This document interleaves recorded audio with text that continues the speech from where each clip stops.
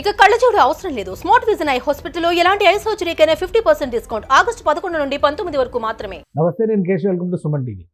ఆంధ్రప్రదేశ్లో కొత్త ప్రభుత్వం ఏర్పడి 2 నెలలు గడిచిపోయింది. కానీ ఈ 2 నెలల నుంచి ప్రభుత్వ కార్యాలయాల్లో ఫైళ్ల మాయం అనే మాట, ఫైళ్ల దహనం అనేది మరొక మాట. ఈ రెండు మాత్రం ఎవరో తప్పించలేకపోతున్నారు.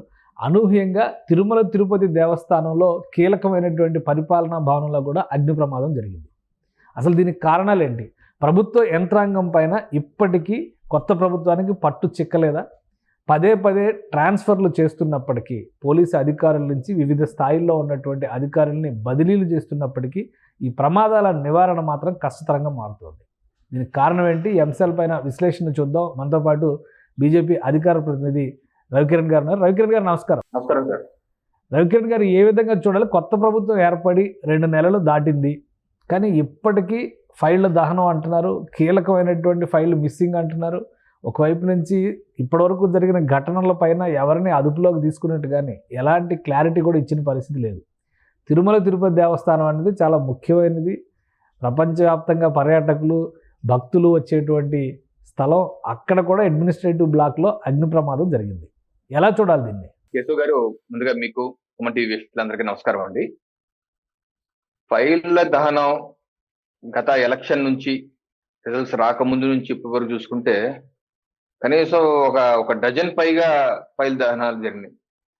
జనరల్ గా మనం ఎలక్షన్స్ అయిపోయిన తర్వాత ఈ సెక్రటేరియట్ లో ఒక సెక్షన్ లో షార్ట్ సర్క్యూట్ అయింది, కాలిపోయిందని జనరల్ గా ఎలక్షన్ అయిపోయిన తర్వాత గత 2-3 నెలల ఎలక్షన్లుగా చూస్తున్నాం. ఎక్కడో చోట చిన్నగా అవుతా ఉంటాయి.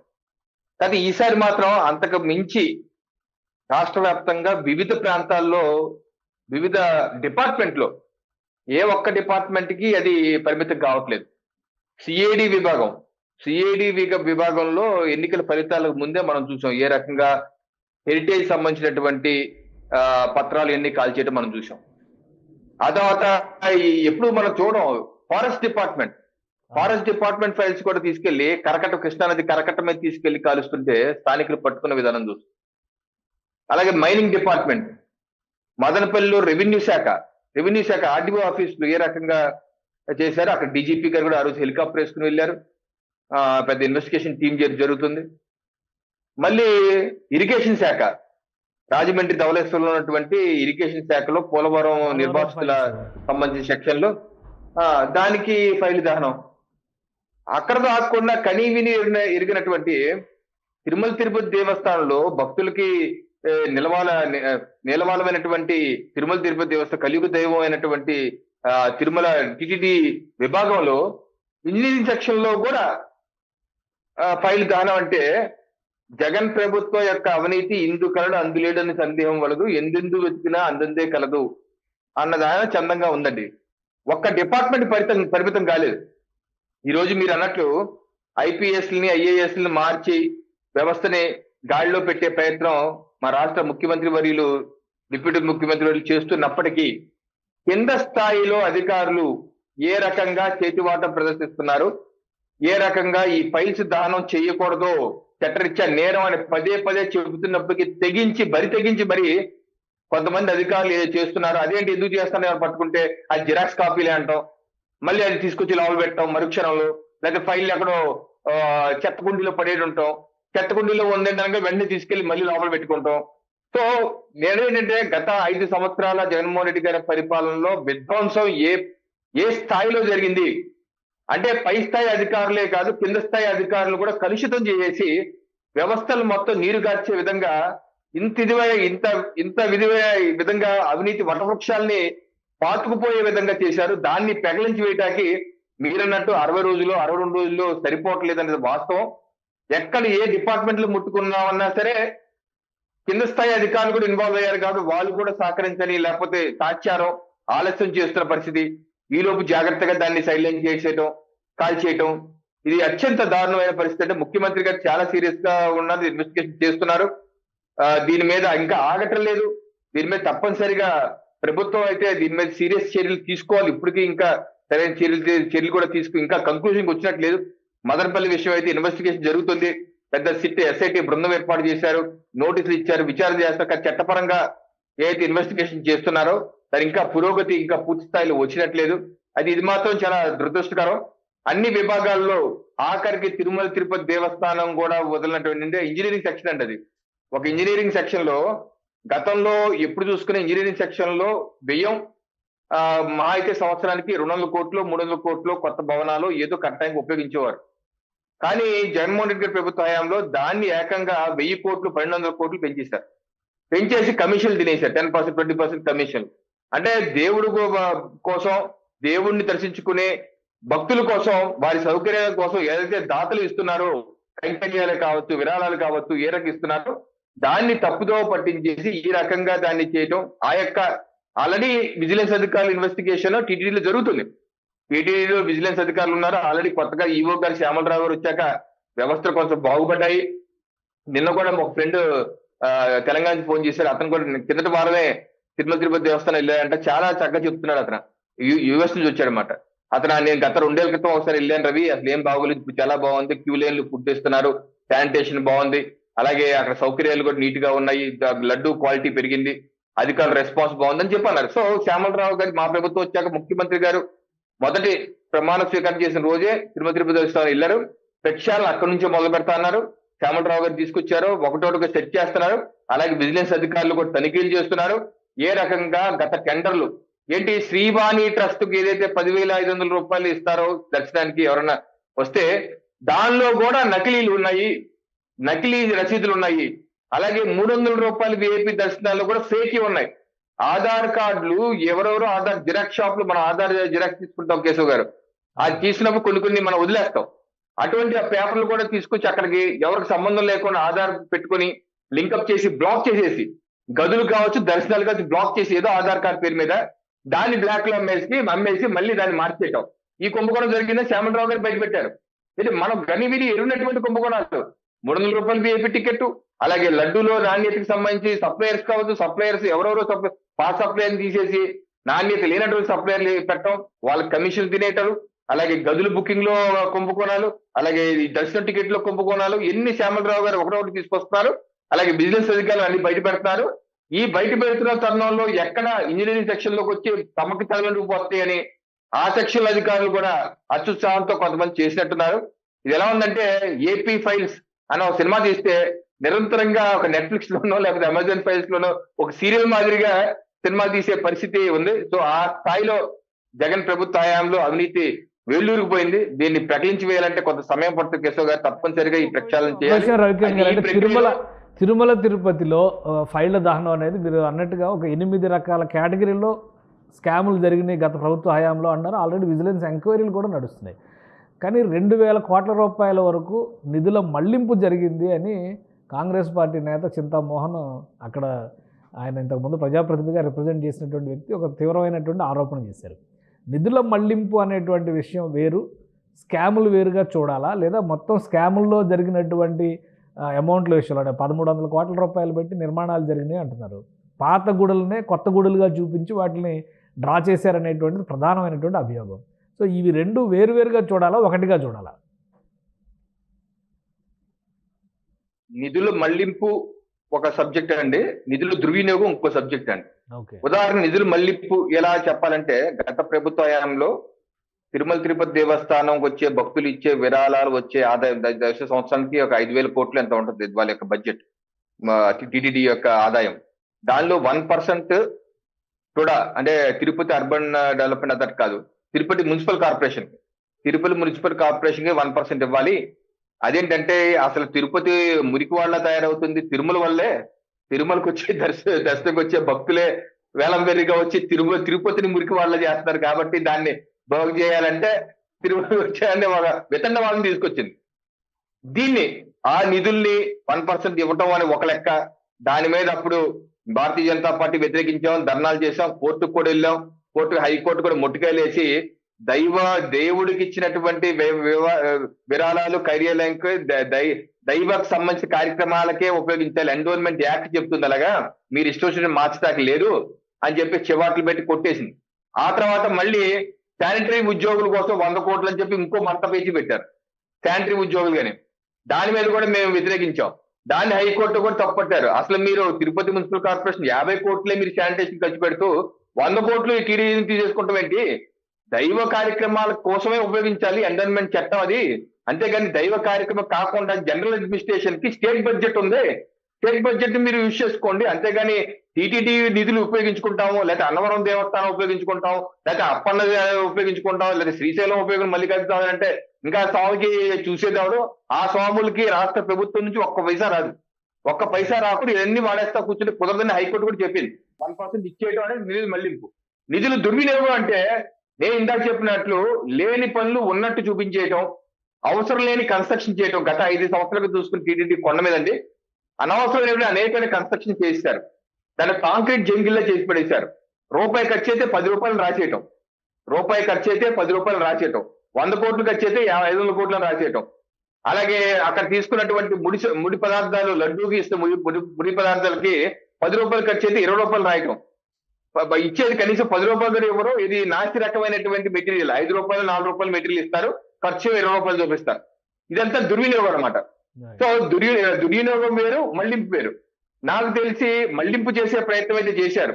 ఏది స్వామివారి ఫిక్స్డ్ డిపాజిట్లని నేషనలైజ్ బ్యాంక్ లో ఉంటే లేదు దాన్ని రాష్ట్ర ప్రభుత్వానికి ఇస్తామని చెప్పి ఒక ప్రయత్నం చేశాం. మేము కూడా కరోనా సమయంలో కూడా ధర్నాలు దీక్షలు కూడా చేశాం. సో ఆ ప్రయత్నం రకరకాల ప్రయత్నం చేశారు మళ్లించడానికి. సో మళ్లింపు అయితే నాకు తెలిసి అయితే సాధ్యం కాలేదు. దుర్వినియోగం అయితే పెద్ద ఎత్తున చేశారు. ఇందాక చెప్పినవన్నీ దుర్వినియోగం. తప్పనిసరిగా ఆ దుర్వినియోగం చేసిన డబ్బులు మళ్ళీ తిరిగి తీసుకొచ్చి స్వామివారి హుండీలోనే వెయ్యాలి. అలా వేసేంత వరకు ఎవరు హైందవ భక్తులు కానీ ఏ భారతీయ జనతా పార్టీ కానీ లేకపోతే ఎన్డీఏ కూటమి ప్రభుత్వం కానీ నిద్రపోదు. తప్పనిసరిగా వారి నుంచి ముక్కు పొండి ఎందుకంటే అది దైవం కోసం భక్తులు, ప్రపంచవ్యాప్తంగా వచ్చిన భక్తులు ఇచ్చిన విరాళాలు. దాన్ని దుర్వినియోగం చేస్తే పుట్టగలు పోతాయి.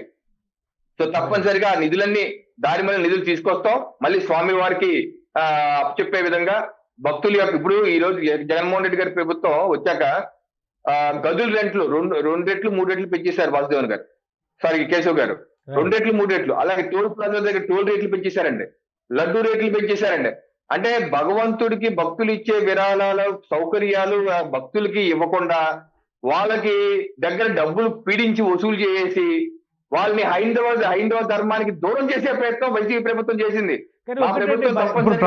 ప్రభుత్వం వచ్చి 2 నెలలు గడుస్తున్నా తిరుమల దేవస్థానంలో కూడా పరిపాలనా భవనంలో అగ్ని ప్రమాదాలు జరిగితే ఎందుకు నివారించలేకపోతుంది? ఇప్పుడు కూటమిలో బలమైన నాయకులు ఉన్నారు, అందరూ ఆల్రెడీ చంద్రబాబు నాయుడు గారు, పవన్ కళ్యాణ్ గారు ఒక లిస్టు మొత్తం ఉంది. చాలా మినిస్టీరియల్ విషయంలో కూడా చాలా గట్టిగా పనిచేస్తున్నారనేటువంటి అభిప్రాయం అయితే ప్రజల్లో కల్పించే ప్రయత్నం జరుగుతుంది.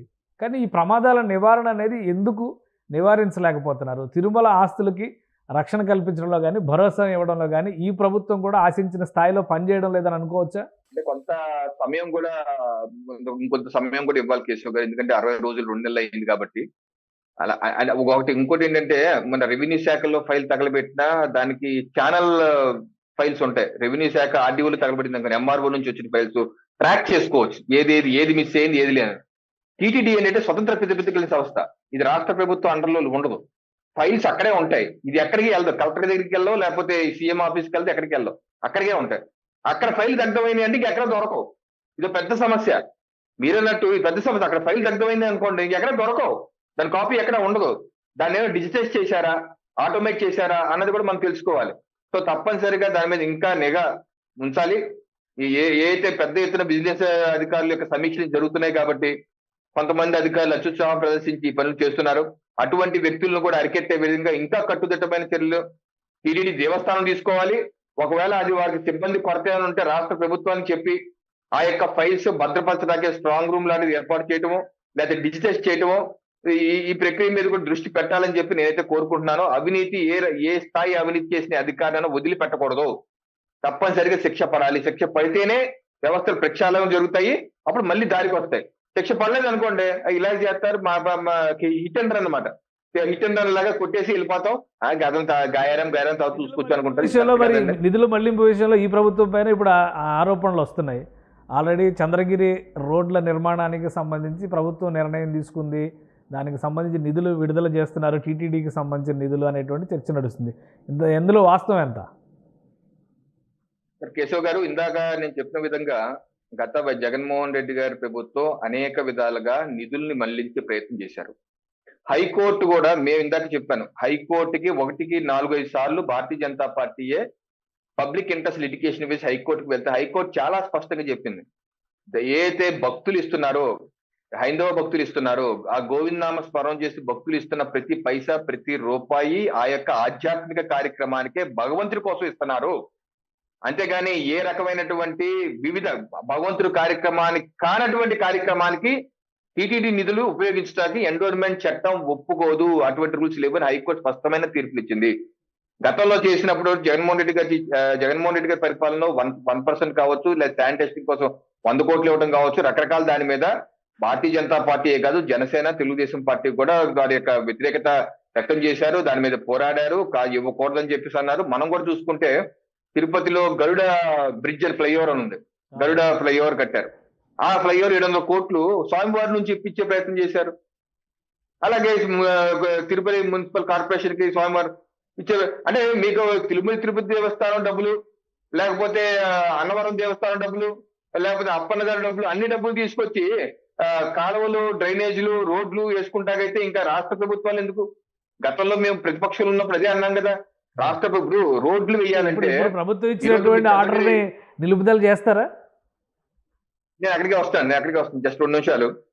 చంద్రగిరి అంశం మీరు అన్నారు కాబట్టి దానిలో నిజాలు ఏంటో ఒకసారి నిగ్గు తేలాలి. ఎందుకంటే ఇటీవల కూడా ఒక లెటర్ వచ్చింది, జగన్మోహన్ రెడ్డి గారి దువ్వాడ శ్రీనివాస్ విషయంలో సమర్థిస్తూ ఒక లెటర్ వచ్చింది. అది చూస్తే తర్వాత ఫేక్ అని తేలింది. సో ఇటువంటి ఫేక్ లెటర్స్ చాలా తిరుగుతున్నాయి.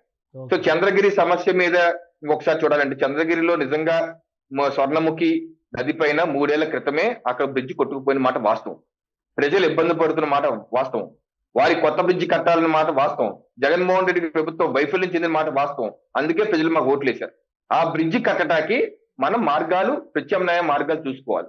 ఉదాహరణకి మా రాష్ట్ర ప్రభుత్వం దగ్గర నిధులు లేకపోతే రాష్ట్ర ప్రభుత్వం ఇటీవల పీపీపీ మోడల్లో కూడా కొన్ని రోడ్లు అభివృద్ధి చేయాలనుకుంటున్నారు. సో ఆ రకంగా దీన్ని పీపీపీ మోడల్లో చేయదలుచుకున్నారా? నెంబర్ 1, అదొక ఆప్షన్. సెకండ్ ఆప్షన్, కేంద్ర ప్రభుత్వ నిధులు, ప్రధానమంత్రి గ్రామ సడక్ యోజన వంటి పథకాలు ఉన్నాయి. ఆ పథకాలు అనుసంధానం చేసి డబ్బులు తెచ్చుకుంటూ ఒకటి. రెండో పథకం. మూడోది కామన్ రోడ్ ఇన్ఫ్రాస్ట్రక్చర్ ఫండ్ అని చెప్పి కేంద్ర ప్రభుత్వం ఇస్తుంది నిధులు రోడ్లు, బ్రిడ్జి నిర్మాణానికి. దానిలో ఇది పెట్టచ్చు. నేను ఎందుకు చెప్తున్నానంటే, కాకినాడలో పిఠాపురం, సామర్లకోట మధ్య ఉన్న బ్రిడ్జ్ ఇలాగే 4 ఏళ్ల క్రితం పడిపోయిందండి. అప్పుడు దాన్ని ఏం చేశారంటే సిఆర్ఐఎఫ్ ఫండ్ లో పెట్టి 50 కోట్లు రిలీజ్ చేయించి దాంతో బ్రిడ్జ్ కట్టాం. సో నేను చంద్రగిరి వాసులకి రోడ్లు వేయటం విషయంలో, ఆ బ్రిడ్జ్ కట్టడం విషయంలో అనేకమైన ప్రత్యామ్నాయ మార్గాలు ఉన్నాయి, మనకి ఉన్నాయి. వైరల్ అవుతున్నటువంటి లెటర్ పైన అనుమానాలు ఉన్నాయంటారా? ఎందుకంటే చీఫ్ మినిస్టర్ సెక్రటరీ సంతకంతో ఒక లెటర్ వైరల్ అవుతుంది. నాకున్న అనుమానం అయితే అది ఫేక్ లెటర్ అని చెప్పి నేనైతే అనుకుంటున్నాను. ఫేక్ లెటర్ కాదు, అది నిజమైన లెటర్ అంటే మాత్రం రాష్ట్ర ప్రభుత్వం పునరాలోచించుకోవాల్సిన అవసరం అయితే ఉంది తప్పనిసరి. ఎందుకంటే ఏ విషయం అయితే మనం వద్దని ప్రతిపక్షంలో చెప్పాము, తప్పట్టాము. ఎందుకంటే భగవంతుడి కోసం ఇచ్చిన ప్రతి రూపాయి భగవంతుడి కోసమే వాడాలి. మీకు అక్కడ నిధులు ఎక్కువ ఉంటే టీటీడీలో గదుల రేట్లు తగ్గించేయండి, ప్రసాదం రేట్లు తగ్గించేయండి, దర్శనం రేట్లు 300 రూపాయలు విఐపీ టికెట్ ని 100 రూపాయలు చేయండి, హైందవ భక్తులు మెరుగైన సౌకర్యాలు ఇవ్వండి, ఇద్దాం. అది మన బాధ్యత. ప్రజలు మనల్ని ఎన్నుకోవాలి, శ్యామలరావు గారు మన ప్రభుత్వం చేస్తున్నది, అటువంటి చేద్దాం. అంతేగాని ఇలాగా చంద్రగిరిలో రోడ్లను, కాకినాడలో బ్రిడ్జ్ అనో, లేకపోతే ఇచ్చాపురంలో ఇలా అంటే మరి తిరుపతి దేవస్థానానికి వెళ్ళి అందరూ వెళ్తారు, దేశవ్యాప్తంగా వెళ్తారు, ప్రపంచవ్యాప్తంగా వెళ్తారు. ఈ డబ్బులు తీసుకుని రేపు ఢిల్లీలో కూడా ఖర్చు పెట్టచ్చు. అలాంటప్పుడు ఢిల్లీ నుంచి భక్తులు కూడా వస్తారు, ఢిల్లీ కూడా ఖర్చు పెట్టచ్చు. సో నేను చెప్పేది ఏంటంటే, మా ప్రభుత్వం అటువంటిది ఆర్డర్స్ ఇస్తారని చెప్పి నేనైతే నమ్మట్లేదు. అది ఫేక్ అనుకుంటున్నాను. నేను కూడా కనుక్కుంటాను. ఒకవేళ నిజంగా ప్రభుత్వం అలా ఇచ్చుంటే మాత్రం అది సవరించుకోవాల్సిన అవసరం అయితే ఉంది కేశవ్ గారు. రైట్. ఇక ఈ దహనాలకు సంబంధించి ఫుల్ స్టాప్ ఎప్పుడు పడుతుందని అనుకోవచ్చు? ఎందుకంటే 100 రోజుల టార్గెట్ పెట్టి ప్రజలకు మాటిచ్చినటువంటి హామీల విషయంలో ఒక అడుగు ముందుకు వేస్తామని ప్రభుత్వం చెబుతుంది. కానీ ఎక్కడికక్కడ ఈ ఇంటి దొంగల నుంచి ఎదురవుతున్నటువంటి సవాళ్ళని ఎప్పటిలోగా నివారించే అవకాశం ఉంటుంది? మీరు మిలియన్ క్వశ్చన్ అడిగారు. ఏమందంటే ఇంటి దొంగలు ఏ సోడైనా పట్టుకోలేడని అలా ఉంది పరిస్థితి. ఎక్కడ ఎవడో ఎలా మారిపోతారో తెలియట్లేదు. ఇప్పుడు ఈ ధవళేశ్వరం చూడండి, పోలవరం నిర్వాసితులు ఈరోజు ప్రధాన తిరుపతిలో పతాక శిష్యులు కూడా వాస్తవాలు రాశారు. ఏ రకంగా పోలవరంలో ఉన్నటువంటి నిర్వాసితుల ఆస్తుల్ని తమ పేరు మీద మార్చేసుకొని అసలైన లబ్ధిదారు డబ్బులు ఇవ్వకుండా వీళ్ళు మధ్యలో కొట్టేశారు. ఇది పెద్ద కుంభకోణం కదా. ఈ పెద్ద కుంభకోణం ఇప్పుడు చిన్న విషయం బయటపడింది. ఇది ఎన్నో 100,000 కోట్ల కుంభకోణం అవుతుంది. అందుకనే కేంద్ర ప్రభుత్వం కూడా పోలవరం నిర్వాసితుల విషయంలో సోషియో ఎకనామిక్ సర్వే చేయమన్నారు. ఇటువంటి సమస్యలు ఉన్నాయి కాబట్టి గతంలో కూడా మీకు చూపిస్తున్న అధికారులు కూడా గతంలో అరెస్ట్ అయ్యారు కూడా కొంతమంది అధికారులు ఈ పనులు చేసి.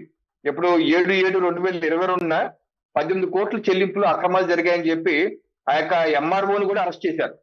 ఇది పోలవరం పరిహారం పంపిణీలో అక్రమాల కేసు నిందితుల సంఖ్య 17కు చేరింది. ఇప్పటికే దేవీపట్నం తహసీల్దారి వీర్రాజును అరెస్ట్ చేసి రిమాండ్ పంపించారు. తహసీల్దార్ కూడా అంటే ఎంఆర్ఓ కూడా అరెస్ట్ చేశారు. సో ఈ రకమైనటువంటి జరుగుతున్నాయి. దాన్ని ఇప్పుడు జరుగుతుంది. దాని పరాకాష్ఠగా గతంలో తగలబెట్టే ప్రయత్నం చేయలేదు, ఇప్పుడు తగలబెట్టేస్తున్నారంటే మా ప్రభుత్వం దాని మీద దృష్టి పెట్టింది, దాన్ని సవరించాలి, దానిలో ఉన్నటువంటి అవకతవకలు బయటికి తీయాలని ప్రయత్నం చేస్తుంది కాబట్టి ఈ పని చేస్తారు. తప్పనిసరిగా దాని సోషియో ఎకనామిక్ సర్వే ఏదైతే కేంద్ర ప్రభుత్వం చెప్తుందో, పోలవరం ప్రాజెక్ట్ అథారిటీ చెప్తుందో ఆ సర్వే చేయిస్తే కానీ నిజాలు నిగ్గుతారు. ఎందుకంటే పోలవరం ప్రాజెక్టు ఆంధ్రప్రదేశ్ జీవనాడి 55,000 కోట్లు అయిపోయింది. దానిలో నిర్మాణం ఒక 16,000 కోట్లే లేదా 20,000 కోట్లు, మిగతా 33,000 కోట్లు నిర్వాసిత పరిహారమే. మరి ఈ రకంగా పరిహారం పెంచేసుకుంటే ఉపయోగం ఏంటి? మధ్యలో దళారులు తిరేస్తారు కదా. సో ఇటువంటి దహన కార్యక్రమాల వలన మనం కళ్ళు తెరిచి తప్పనిసరిగా ఇది కట్టడి చేసే విధంగా అధికారులు చర్యలు తీసుకోవాలి.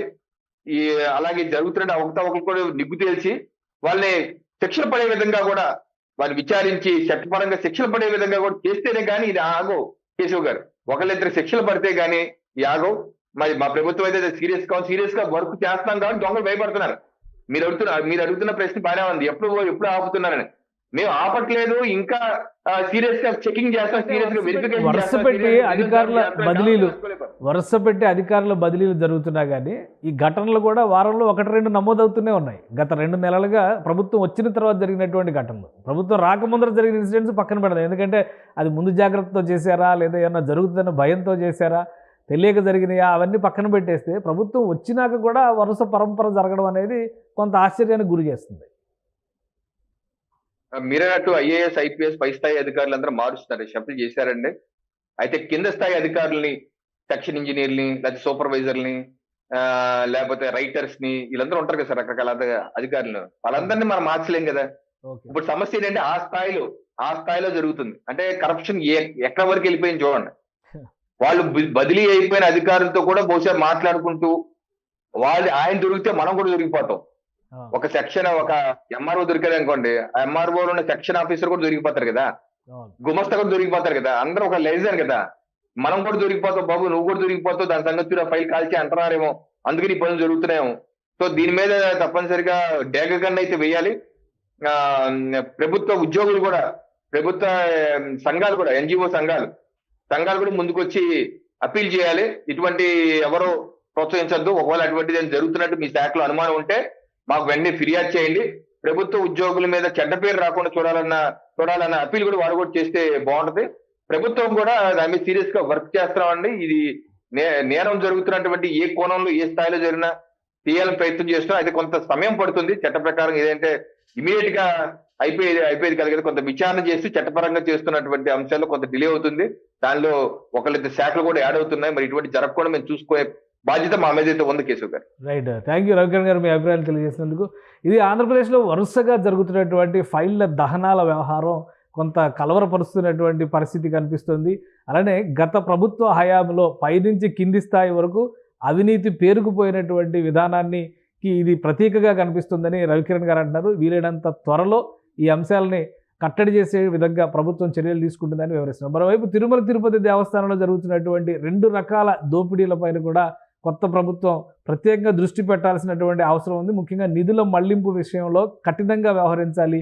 కొన్ని ఫేక్ లెటర్స్ సర్క్యులేట్ అవుతున్నాయి అనేటువంటి అనుమానాలు కూడా ఉన్నాయి. వీటిపైన సమగ్ర దర్యాప్తు చేయాలన్నటువంటి విజ్ఞప్తిని రవికిరణ్ గారు చేస్తున్నారు. ఇది special discussion. Keep watching. Suman టీవీలో మీ పర్సనల్ అండ్ బిజినెస్ ప్రమోషన్స్ కోసం కింది నెంబర్కి కాంటాక్ట్ చేయండి.